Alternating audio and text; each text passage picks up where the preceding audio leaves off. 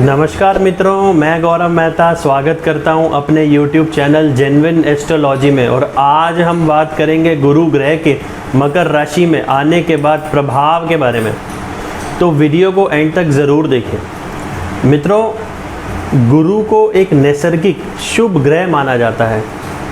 यह ज्ञान, धर्म, अध्यात्म और नैतिक कार्यों का भी कारक है। राशियों में इन्हें धनु और मीन राशियों का स्वामित्व प्राप्त है। गुरु को वैदिक ज्योतिष में अध्यात्म का कारक माना जाता है। गुरु की कृपा से जातक जीवन में उच्च शिक्षा और मान सम्मान प्राप्त करता है। आप भले ही ये वीडियो देख रहे हैं, पर मैं आपको इस वीडियो में बताऊंगा कि गुरु का राशि परिवर्तन इतना बड़ा महत्व क्यों रखता है। मित्रों, गुरु एक विशाल ग्रह है जो कि लगभग 1 साल तक एक राशि में ही भ्रमण करता है, उसके बाद ही राशि परिवर्तन करता है। तो आप समझ सकते हैं कि जब कोई ग्रह 1 साल तक एक ही राशि में रहेगा तो उसका प्रभाव हमारे जीवन पर बहुत ही अधिक पड़ेगा। और ख़ास तौर पर जिन लोगों की गुरु की महादशा, गुरु की अंतर्दशा चल रही है, उनके ऊपर सबसे ज़्यादा इस राशि परिवर्तन का प्रभाव पड़ेगा।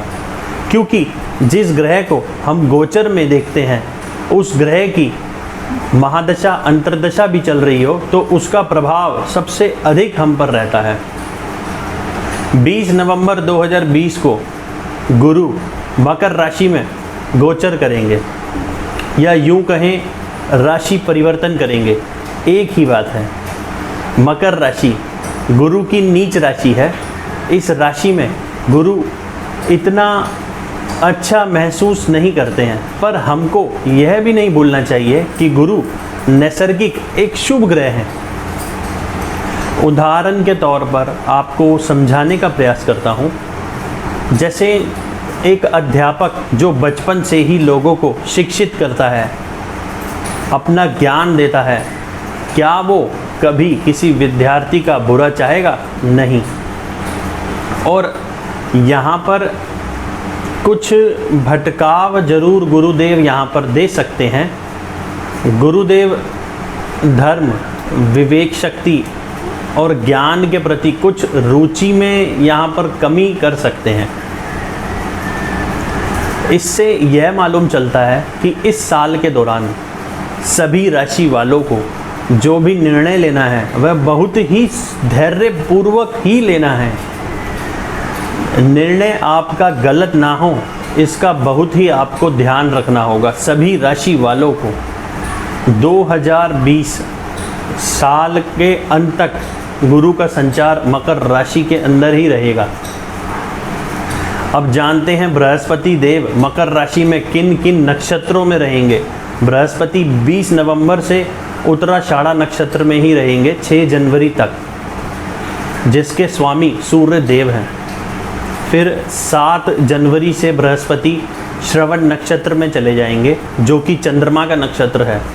और इसी बीच गुरु कुंभ राशि राहु के नक्षत्र में भी जाएंगे कुछ माह के लिए, उसका एक अलग प्रभाव रहेगा।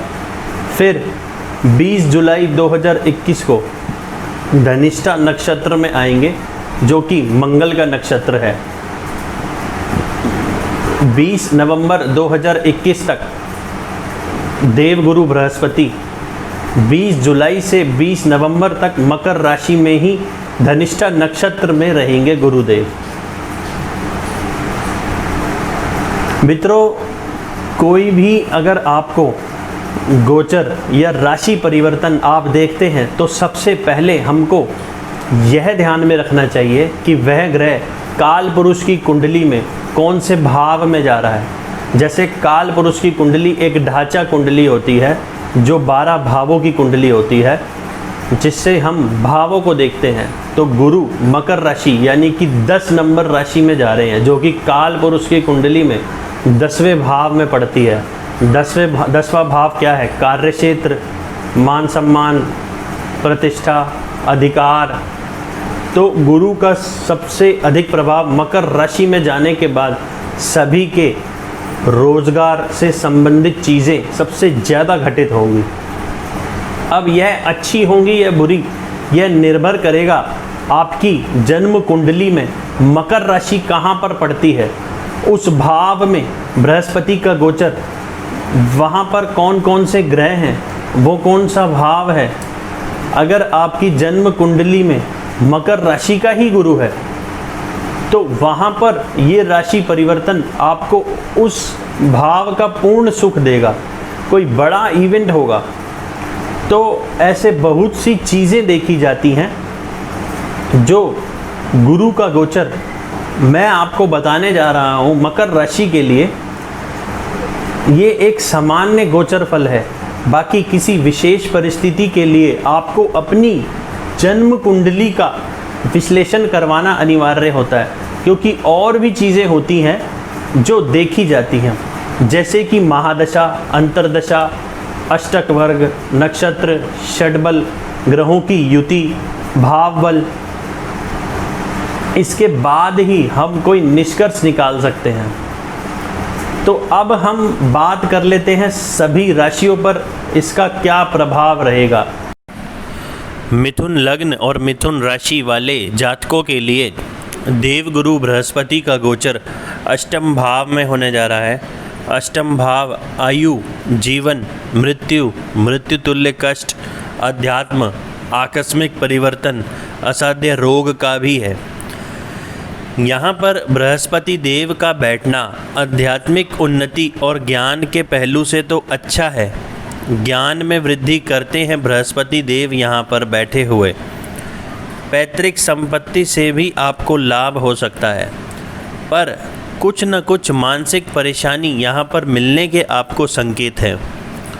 आप काफ़ी ज़्यादा चीज़ों को सोचकर चलेंगे, बहुत कुछ आने वाले समय के लिए सोचते रहेंगे। जनवरी 2020 से शनि देव भी यहाँ पर विराजमान है।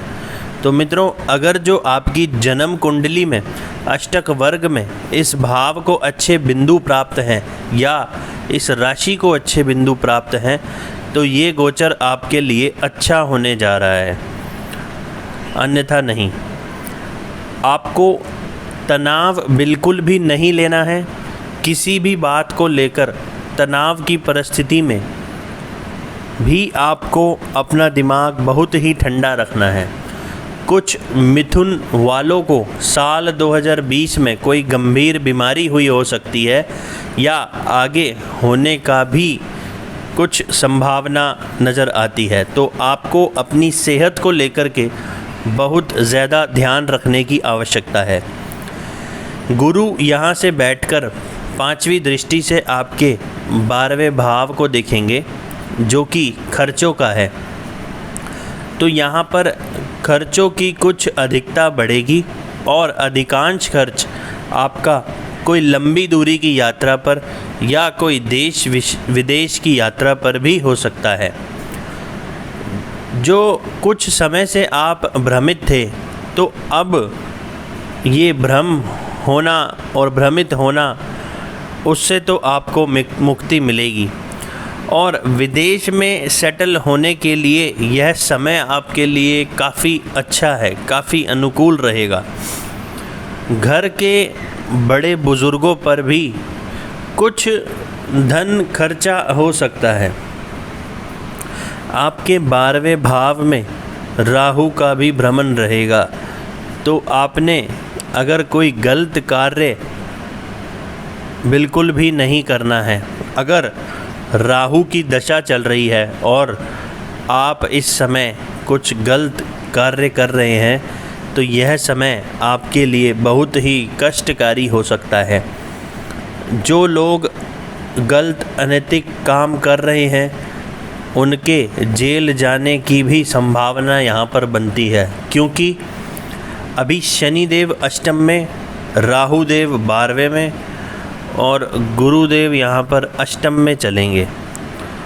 और अगर दशा भी आपकी खराब हुई या मारक ग्रहों की हुई, तो जेल जाने की संभावना प्रबल बनती है। पर जो व्यक्ति सही कार्य, सही मार्ग पर चल रहे हैं, उनको घबराने की ज़रूरत नहीं है मित्रों। जिनकी दशा ही मारक ग्रहों की चल रही है, तो उनके लिए ऐसी संभावना बन सकती है।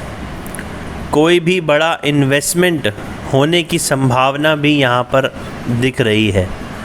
मैं आपको यही सलाह दूंगा कि बहुत ही सोच समझकर आप कोई इन्वेस्टमेंट करें और अपना निर्णय सही लें।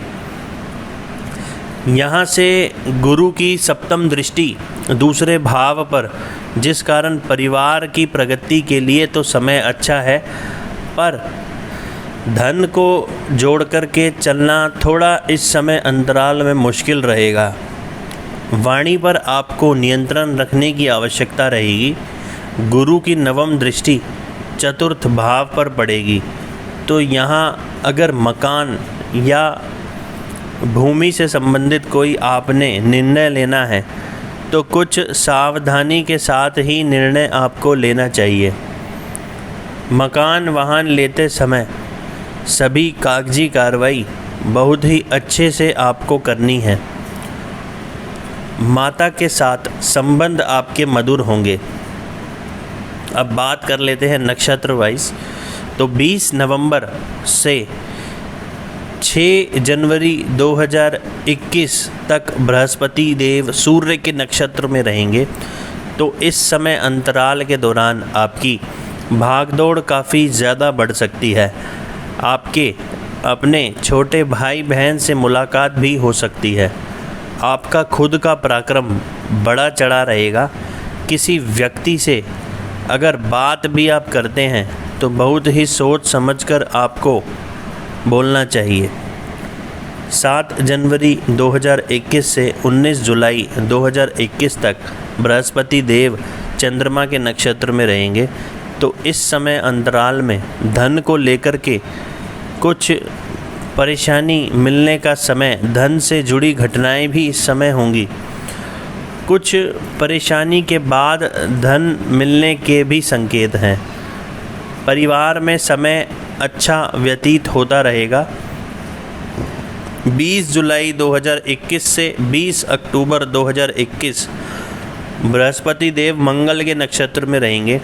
तो इस समय अंतराल में अगर आपने कुछ कर्ज ले रखा था तो वह कर्ज ख़त्म होने के योग यहाँ पर बनते हैं, पर और ज़्यादा कर्ज लेने से आपको बचना चाहिए। कोई ना कोई आपकी सोची हुई इच्छा भी यहाँ पर पूरी हो सकती है इस समय अंतराल में। उपाय के तौर पर वृषभ लग्न और वृषभ राशि वाले जातकों को हर बृहस्पतिवार को साबुत हल्दी या पिसी हुई हल्दी का मंदिर में दान ज़रूर करना है। बाकी मेरी शुभकामनाएं आपके साथ हैं मित्रों।